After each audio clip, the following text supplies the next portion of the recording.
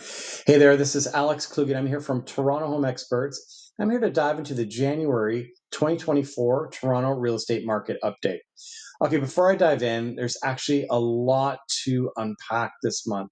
There's a lot going on right now in Toronto real estate, and I don't know if you've been following, some of the mainstream media, like the Star has an interesting article they posted last week, same with the Globe, and I want to actually dive into the numbers a little bit because the numbers are actually telling us two different stories, and I'll tell you a little bit what we're seeing in the market and also what the numbers are saying, and some of it doesn't always jive, but uh, as I said in my last month's video, I think January and February are really going to set the tone for the spring market, and it's going to be a very interesting spring market. So let's dive right in. All right.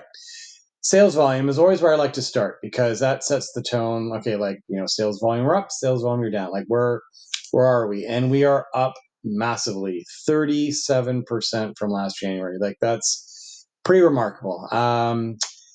I didn't know where this was going to go this January. When I was doing my predictions video, I thought this could go either one of two ways. And I recorded in early January, so did not have the benefit of what's been happening over the last few weeks. So, what is interesting about the sales volume is actually condos sales volume is up over 40%. Compared and actually houses or freehold properties, I should say, sales volume increased by 33%. So this is kind of where we get 37%. But so that's good news, because I mean, anyone watching this video and people were saying to me, Alex, why are you so negative? And I wasn't being negative. I was just I'm being a realist, right? In my previous videos, I think that's probably the better word. I was a realist, and it was a tough market certainly the last 18 months, if I'm being honest. But really, we saw last fall was a really challenging market, right? I mean, especially for condos. If you had a condo, you were trying to sell it. It was a tough go. But if you're a buyer, you had plenty of choice, which is amazing. So yeah, so good news, volume's picking up.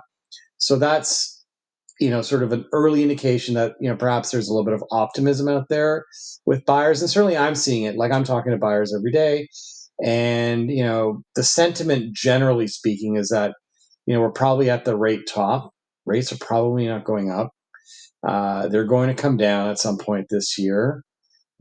Things are looking okay macroeconomically, and people feel safe, secure in their jobs. So could be positive, right? I mean, yes, rates are high and inflation is still a concern. Like, those are all still on the table. But what I'm saying is there's a little bit more optimism than there was even like 2 months ago. So when there's optimism, that typically translates into confidence with buyers, right? And that's where it all starts in real estate. Okay, so let me dive into new listings. So new listings is, up 6%. So like, when you see sales volume increase by 37%, and then you see listings only going up by 6%, you're saying, okay, this is a tight environment. Like, clearly the supply is decreasing, which it is, and I'll get to that shortly. So what does that mean for prices, right? Like, you must be thinking prices are going up significantly if we're looking at these stats. And normally that'd be true, but we're in a little bit of a different market, as we know. So that's not quite happening. So, but before I kind of get into some of those details, I want to do you know the proper steps and kind of actually go through all the numbers, because really it's painting a story, but I actually want to tell you really what this all means. So, active listings are up 8.5%, like, vis-a-vis last January, which is fine. But that basically is telling us that if there's such a wide gap between new listings and sales volume, like if sales volume is certainly outpacing the supply of new listings, and typically, obviously that means months of inventory is going down, and usually that means prices are increasing, right? So that's typically what that means, but it's not what's actually happening right now, and I'll tell you why. Okay, so I'm just jumping all over the place. I'm super excited about these numbers. I don't know if you could tell, but because this I think is going to make it for a really interesting spring market, right? Months of inventory is down sharply. 2.39%. Compared to 3 months. Did I say 2.39%? It's 2.39 months of inventory versus 3 months of inventory. But we saw a sharp decline from December over 4 to now we're down to 2.4. Like that's a really sharp decline. Now, before you read too much into that, that's typically what happens. Like typically there's higher inventory that builds up towards the end of the year, and then typically that gets absorbed more quickly in January. So that's not an unusual phenomenon. But what I find here more fascinating is that months of inventory is down 2.4 months, right? And condos are still they're doing way better. Like we were at almost 6 months of inventory last fall. Like we're at 3.4 was the number. Yeah, 3.4 months of inventory for condos downtown. Like that's a huge shift. So yeah, we're seeing that activity. Like we can see it on our listings. Like we're seeing more traffic through, and we're even seeing multiple offers. Like multiple offers is becoming way more commonplace. I'm not saying everything's selling in multiples. That's not true.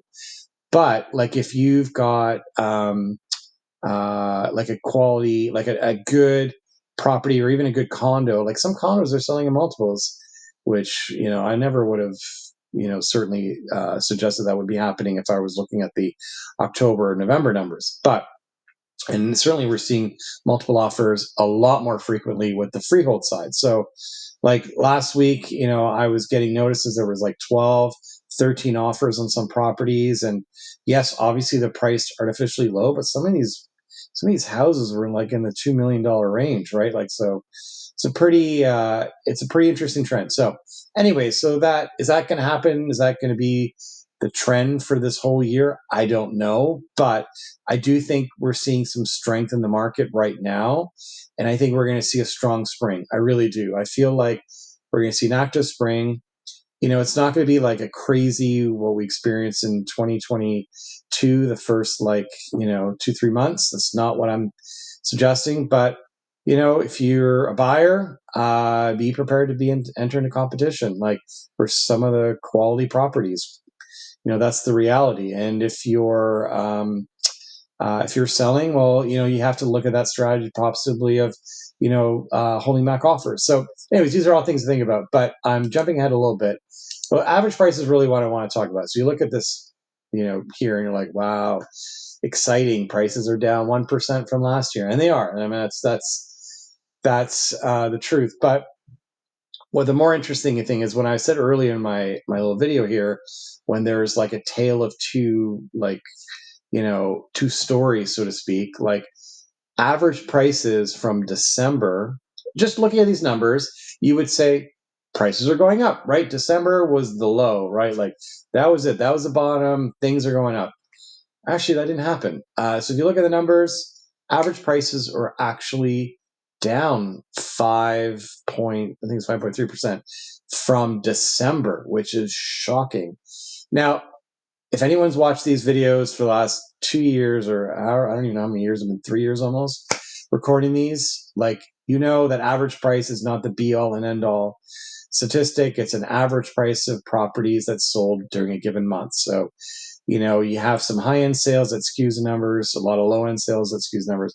Obviously, that thing. So I'm not saying prices have been going down as a result, but I think it's interesting that prices, average prices have come down a little bit from December. So, but here's my, I know it's not a prediction video. I already recorded that for the year, but judging from the strength of these numbers, like sales volume specifically, I think is the number one thing that shows me the health in this market, and obviously months of inventory, because we're seeing that inventory being, consumed or purchased by buyers, which is two very encouraging signs. I think we're going to see starting to see some healthy price increases this spring. Now, I'm not saying, hey, we're going up 10% a month. That's not what I'm saying. I don't think that's happening. But I think really, judging from these numbers, some of the stats that we're looking at, I think the bottom's in. I think the market's improving. We're going to see sentiment continue to improve, especially as rates start coming down, probably sometime in the second half of this year. I think this is all positive. So I think we're going to see some momentum. We're going to see some price increases. You know, something modest, but we're going to see price increases from here till, call it, middle of May, June, and then after that, it's really going to be interest rate driven. So, anyways, my little side story I thought I'd share with you because people are probably wondering what's happening with prices, and I thought that's super interesting to share. So, anyways, this stat, I love this graph. This is like a great visual to like say like here's the peak in 22, and like where are prices, and like look, you can look at this graph here. Like we're pretty much at the low, right? Like last January was the low, and this January looks like it's well, we're technically down 1%, so this is the new cycle low. So, but I think we'll start going to see that uptick, which I think will be interesting to see. If we see price increases and activity, is that going to mean a larger influx of new listings? Because I know just from like our business, like there's a lot of sellers on the sidelines, right? Like we've been talking to sellers for, call the last 16, 17 months, and they're looking at these prices and they're not super excited and they don't need to sell. But if we're starting to see like a lot more positive momentum and prices reversing, then I can see a lot of sellers that were perhaps holding out to think about selling. So what impact that will have on prices, we shall see. But anyways, next couple of months, I think this is certainly encouraging to see what's going to happen here with on the pricing side. So okay, average price by home district, like here we look at generally speaking, we're talking about last January, this January, there's 1% decline. Like these are all like honestly like this prices are flat. Like look at Toronto at 987 versus 959. Like that's